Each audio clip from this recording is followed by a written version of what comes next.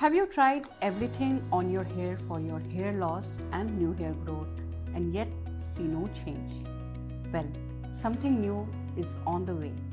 It's a new thing that has come up in aesthetic medicine in the form of regenerative medicine. This is known as exosomes.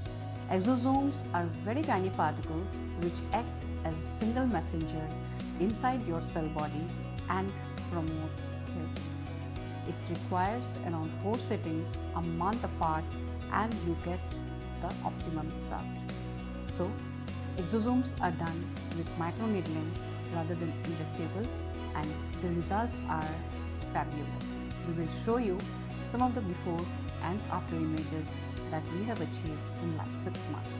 So yes, embrace regenerative medicine in aesthetic medicine in the form of exosomes at Illumis Aesthetic.